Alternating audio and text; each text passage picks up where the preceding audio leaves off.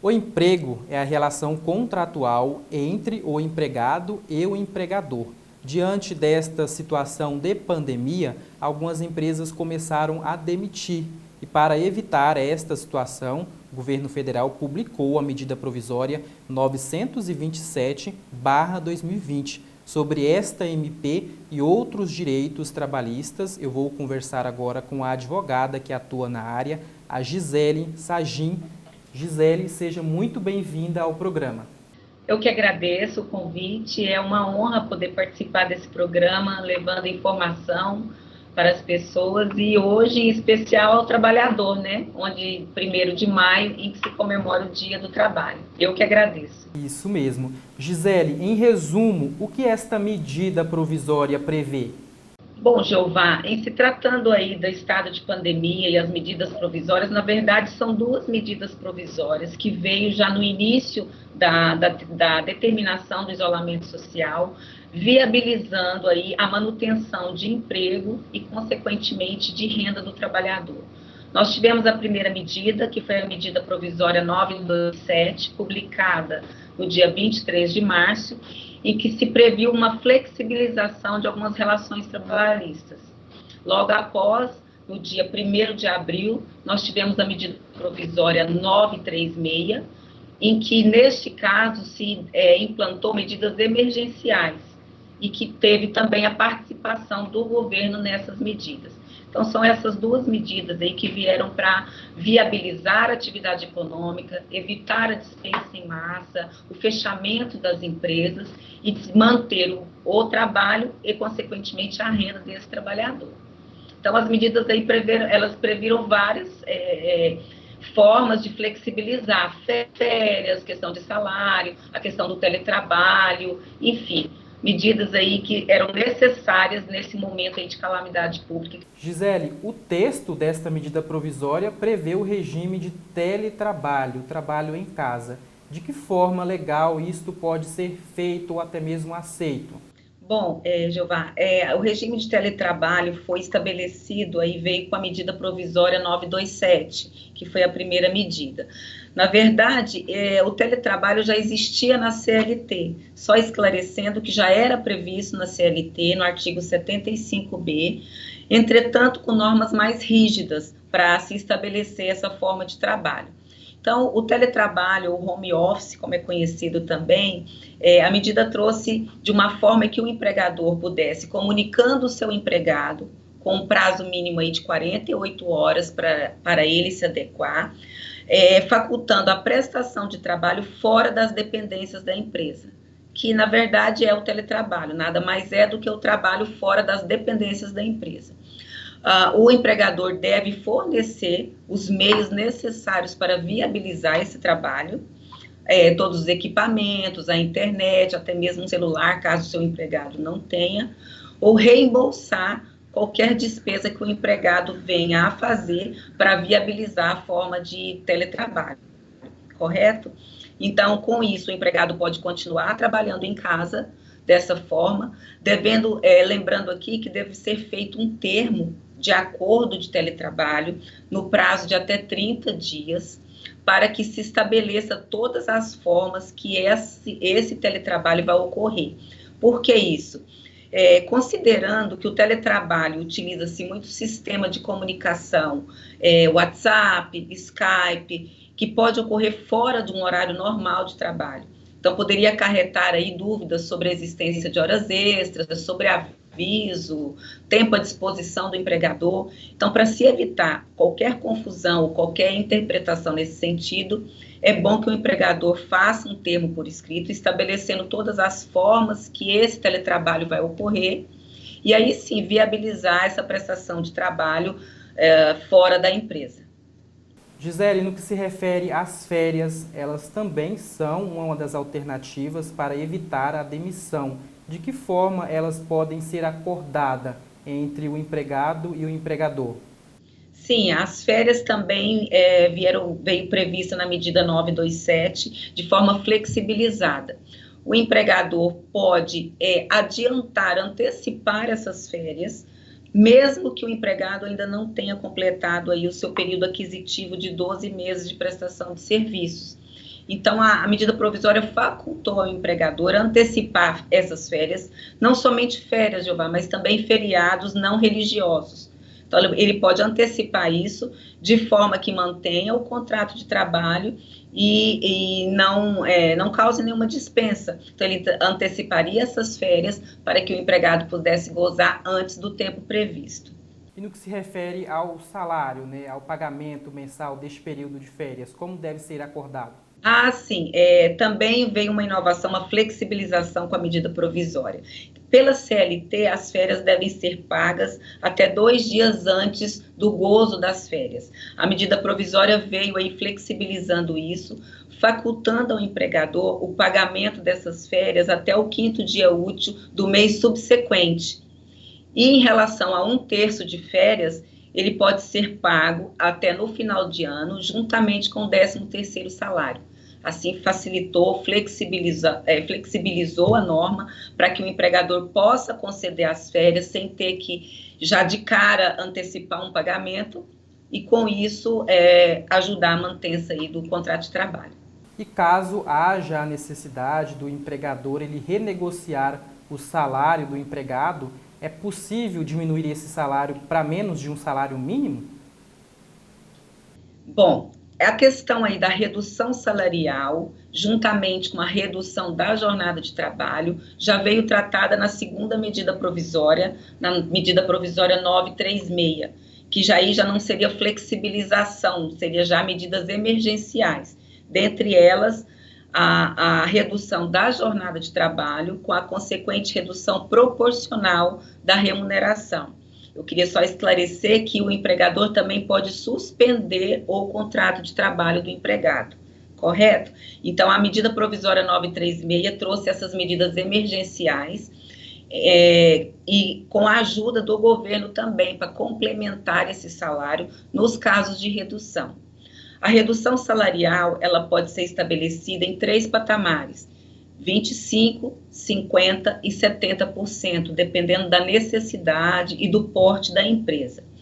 É bom lembrar que a proporção do salário, a redução do salário é proporcional à redução da jornada de trabalho e o mesmo percentual de redução, a União vem com o aporte emergencial, ou seja, se a empresa diminuir 50% da jornada, ela pode diminuir 50% do salário e o governo vem com uma medida emergencial de ajuda de 50% aí do valor do seguro-desemprego que esse empregado teria direito em caso de uma dispensa.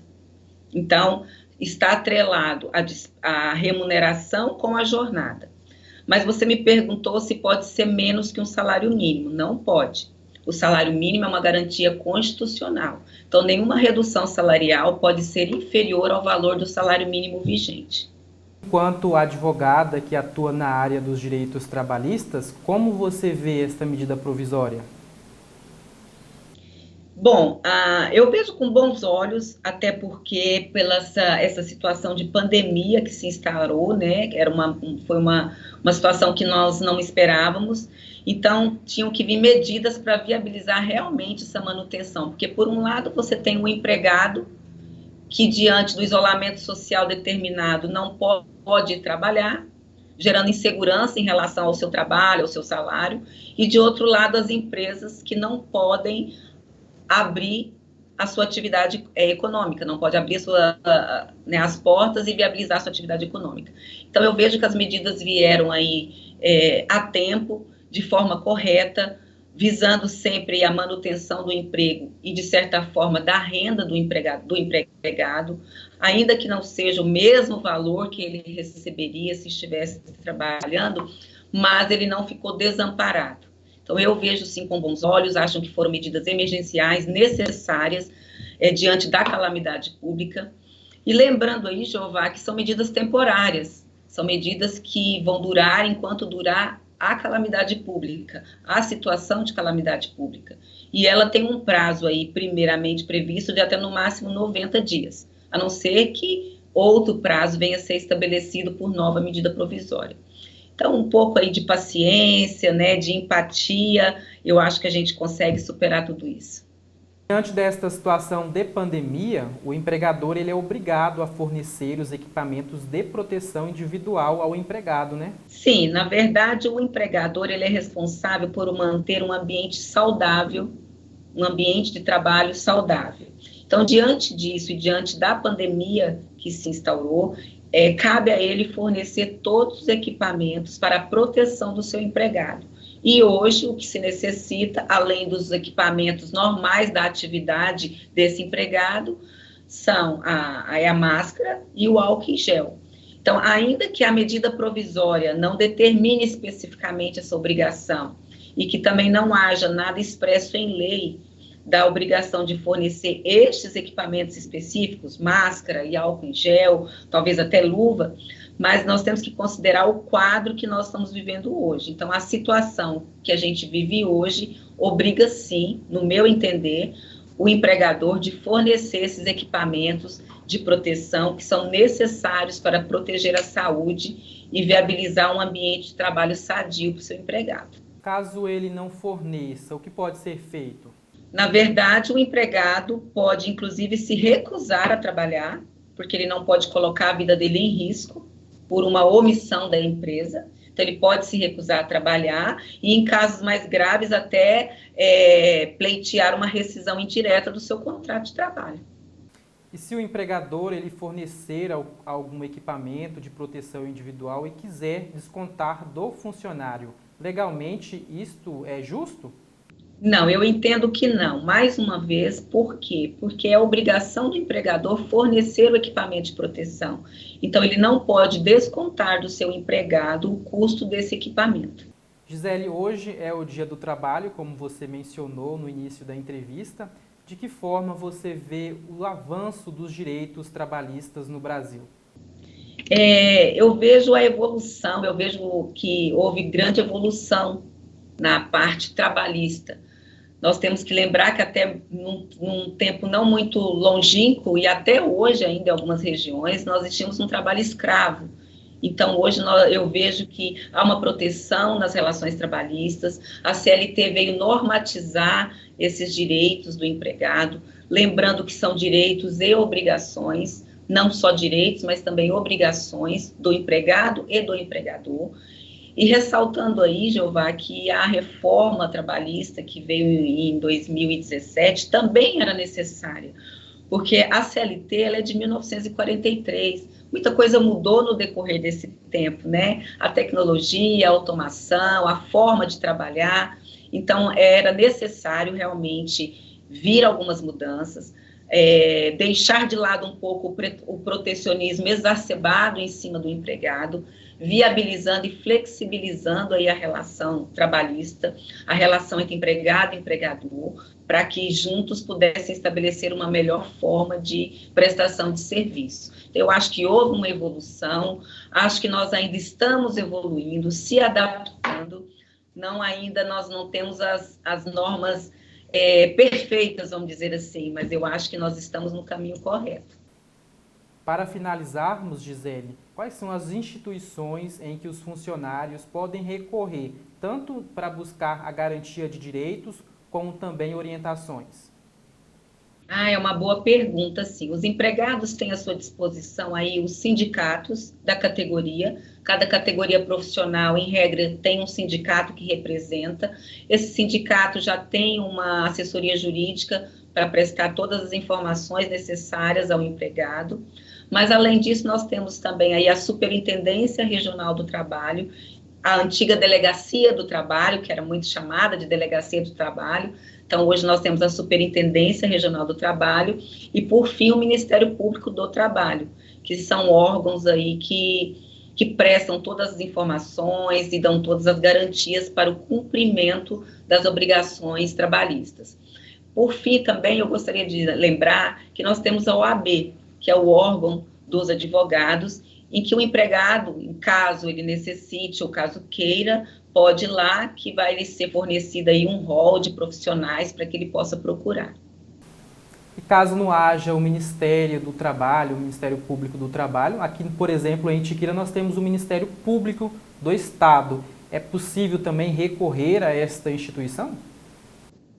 Ah, sim, sim. Caso não haja nenhum desses órgãos representativos na cidade, lembro que o empregado também tem à sua disposição também um 0800 do Ministério do Trabalho, mas em todo caso ele pode recorrer sim ao Ministério Público Estadual, que a comarca tem, fazer a sua denúncia, fazer a sua reclamação, e ele certamente vai ser encaminhado para um órgão competente.